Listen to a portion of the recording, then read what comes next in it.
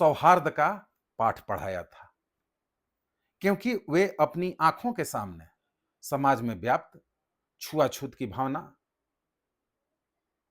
मजहबी भावना, जातिगत भावना, अलग अलग प्रकार के अंधविश्वास, ढोंग, कुरीति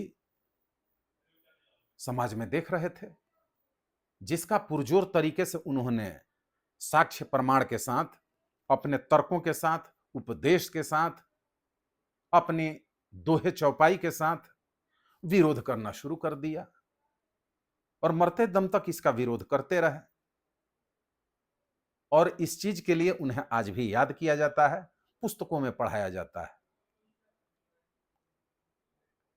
तो इन सब चीजों की उन्होंने इन पदों में शिक्षा दी है कि हमारे आराध्य देव हैं, जो है हमारे हृदय में है। अपने हृदय के, मन के स्थान को निर्मल कीजिए, साफ कीजिए। न कि सिर्फ बाहरी स्नान और बाहरी सफाई करने से ही हमारा मन निर्मल हो जाएगा, ऐसी बात नहीं है। तन के साथ मन का निर्मल होना, स्वच्छ होना, ईमानदार होना, सच्चा होना अति आवश्यक है। तब उसमें प्रभु का वास होगा, आत्मा परमात्मा का मिलन होगा, प्रभु के दर्शन होंगे और मोक्ष मिलेगा, स्वर्ग मिलेगा, अन्यथा नहीं। तो हर वर्ग के लोगों के अंधविश्वास का उन्होंने विरोध किया, खंडन किया।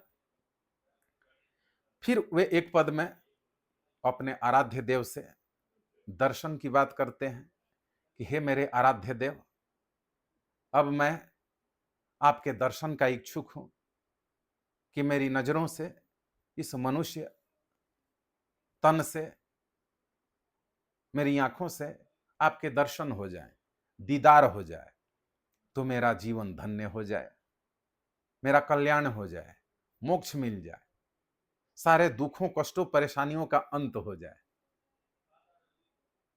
ऐसी हार्दिक भावना अपने आराध्य देव के प्रति कबीरदास व्यक्त कर रहे हैं, उनके दर्शन के लिए।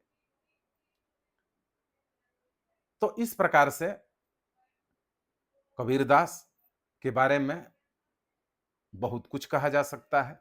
बड़े बड़े काबिल विद्वानों ने उनकी दोहा चौपाइयां, उनके जीवन के शबद साखी रामायणी, उनकी विचारधारा को पढ़कर काबिल विद्वान हुए।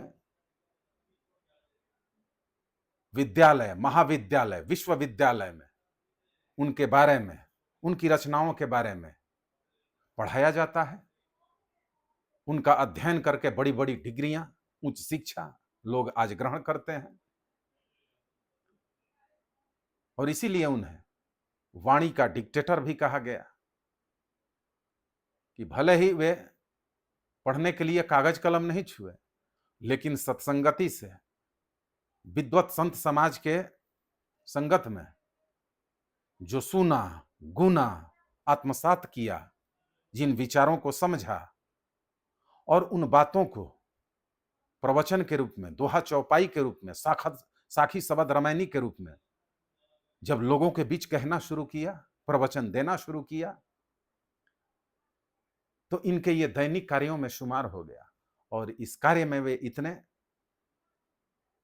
प्रवीण हो गए, दक्ष हो गए कि उनकी बातों को आज भी सुना जाता है, गुना जाता है और उसको पढ़ाया जाता है।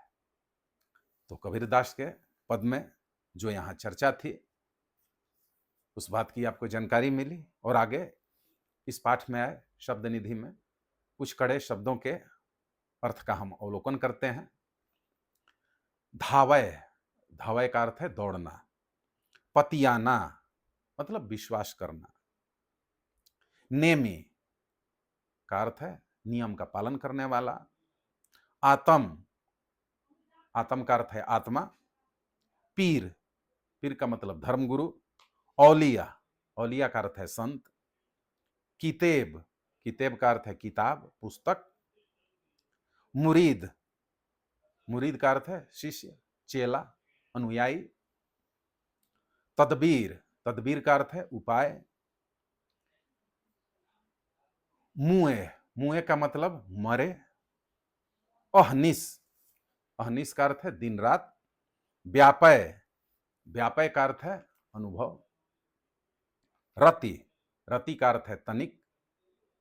बधिर, बधिर का मतलब बहरा। जिन, जिन का मतलब मत। रहीमाना, रहीमाना का अर्थ है दयालु। बलिया, बलिया का मतलब प्रियतम। महिमा, महिमा का अर्थ है महत्व। तो इस प्रकार इस पाठ की आपको जानकारी मिली।